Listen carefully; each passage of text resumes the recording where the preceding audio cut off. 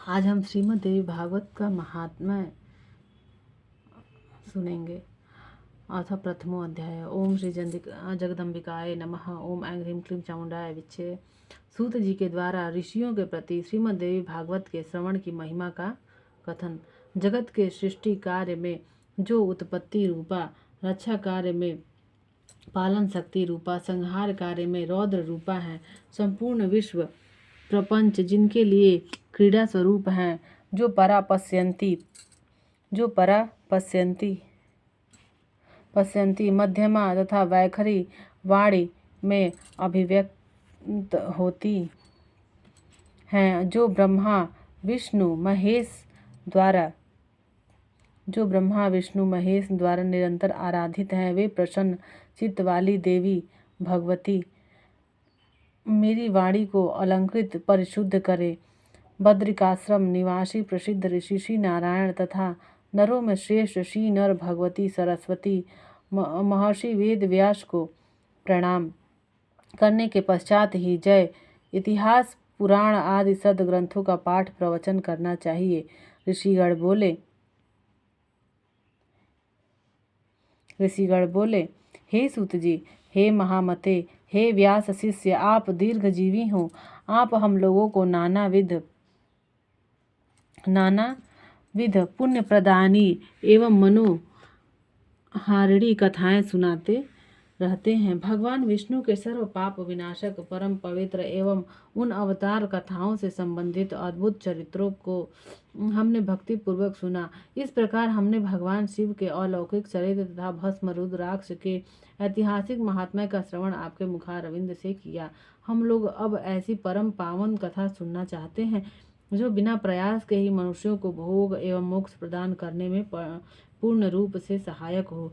हे महाभाग, अतः आप उस कथा का वर्णन करें जिसके द्वारा मानव कलयुग में भी सिद्धियां प्राप्त कर ले। यहाँ पर मेन क्या है? कलयुग में भी सिद्धियां प्राप्त कर ले। इसलिए यहाँ पर ऋषियों ने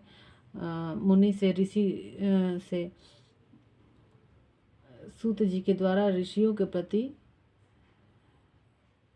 सूत जी से यहाँ पर उन्होंने प्रार्थना की है, क्योंकि हम आप से बढ़कर किसी अन्य को नहीं जानते हैं, हे जो हमारी शंकाओं का निवारण कर सके। सूत जी कहते हैं, हे महाभाग ऋषियों, आप लोगों ने लोक कल्याण की भावना से अत्यंत उत्तम प्रश्न किया है। अतः मैं आप सभी के लिए समस्त शास्त्रों का जो सार है उसे पूर्ण रूप से बताऊंगा। समस्त शास्त्रों का सार श्रीमद् देवी भागवत को यहाँ पर सूत जी ने कहा है। समस्त तीर्थ पुराण व्रत अपनी श्रेष्ठता का वर्णन करते हुए तभी तक गर्जना करते हैं जब तक मनुष्य श्रीमद् देवी भागवत का सम्यक रूप से श्रवण नहीं कर लेते। मनुष्यों के लिए पाप रूपी अरण्य तभी तक दुखप्रद है एवं कंटकमय रहता है जब तक श्रीमद् देवी भागवत रूपी परशु कुठार उपलब्ध नहीं हो जाता।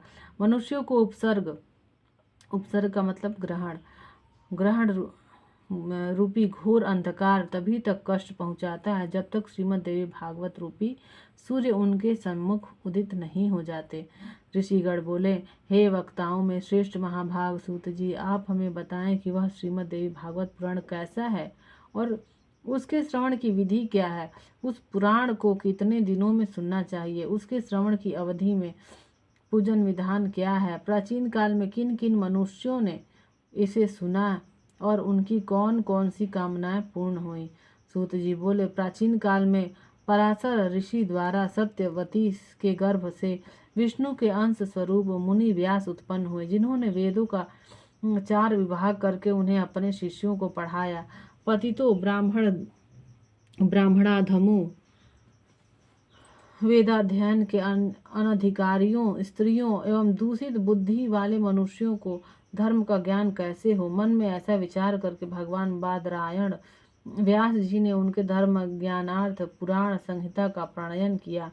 उन भगवान व्यास मुनि ने 18 पुराणों एवं महाभारत का प्रणयन करके सर्वप्रथम मुझे ही पढ़ाया। 18 पुराणों एवं महाभारत का प्रणयन करके सर्वप्रथम मुझे ही पढ़ाया। उन पुराणों में श्रीमद् देवी भागवत पुराण भोग एवं मोक्ष को देने वाला है। श्रीमद् देवी भागवत पुराण यहाँ पर कैसा है? भोग और मोक्ष को देने वाला है। व्यास जी ने राजा जन्मेजय को यह पुराण स्वयं सुनाया था। पूर्व काल में इन जन्मेजय के पिता राजा परीक्षित तक्षक नाग द्वारा काट लिए गए। अतः पिता की संशुद्धि शुभ गति के लिए राजा ने तीनों लोकों की जननी देवी भागवती का विधिवत पूजन अर्चन करके 9 दिनों तक व्यास जी के मुखारविंद से इस श्रीमद् देवी भागवत पुराण का श्रवण किया। इस नवाह यज्ञ के संपूर्ण हो जाने पर राजा परीक्षित ने उसी समय दिव्य रूप धारण करके देवी का शालोक्य प्राप्त किया।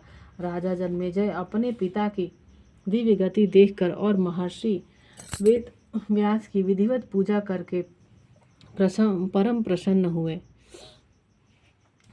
सभी 18 पुराणों में यह श्रीमद् देवी भागवत पुराण सर्वश्रेष्ठ है और धर्म अर्थ काम तथा मोक्ष को प्रदान करने वाला है। जो लोग सदा भक्ति श्रद्धा पूर्वक श्रीमद् देवी भागवत की कथा सुनते हैं उन्हें सिद्धि प्राप्त होने में रंच मात्र भी विलंब नहीं होता। इसलिए मनुष्यों को इस पुराण का सदा श्रवण और पठन करना चाहिए। पूरे दिन के आधे समय तक, चौथाई समय तक, मुहूर्त भर अथवा एक क्षण भी जो लोग भक्ति पूर्वक इसका श्रवण करते हैं उनकी कभी भी दुर्गति नहीं होती। मनुष्य सभी यज्ञों, तीर्थों तथा दान आदि शुभ कर्मों का जो फल प्राप्त करता है वही फल उसे केवल एक बार श्रीमद् देवी भागवत पुराण के श्रवण से प्राप्त हो जाता है। सतयुग आदि युगों में तो अनेक प्रकार के धर्मों का विधान है, किंतु कलयुग में पुराण श्रवण के अतिरिक्त मनुष्यों के लिए अन्य कोई सरल धर्म विहित नहीं है। कलयुग में धर्म एवं सदाचार से रहित तथा अल्प आयु वाले मनुष्यों के कल्याणार्थ महर्षि वेद व्यास ने अमृत रसमय श्रीमद् देवी भागवत नामक पुराण की रचना की। आजकल तो सभी लोगों की आयु बहुत कम हो रही है, 40, 50, 60, 25, 32 किसी भी उम्र में लोग मर जा रहे हैं। तो इसे ही तो यहाँ पे अल्पायु कहा गया है। अमृत रसमय श्रीमद् देवी भागवत नामक पुराण की रचना की।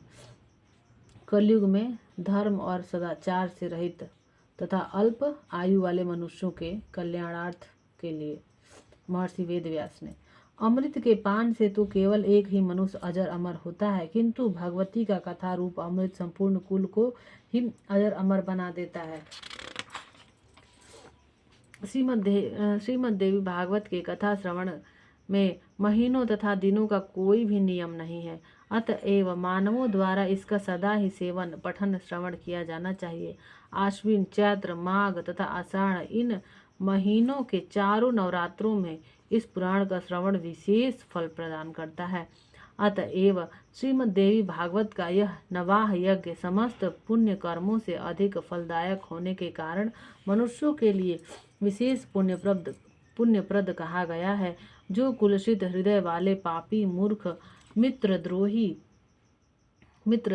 वेदों की निंदा करने वाले, हिंसा में रत, नास्तिक, मार्ग का अनुसरण करने वाले मनुष्य हैं, वे भी कलयुग में इस नवाह यज्ञ के अनुष्ठान से पवित्र हो जाते हैं। जो मनुष्य दूसरे के धन तथा पराई स्त्रियों के लिए लालायित रहते हैं, जो मनुष्य दूसरों के धन के लिए कभी भी लालायित नहीं रहना चाहिए तथा पराई स्त्रियों के लिए भी लालायित नहीं रहा करें।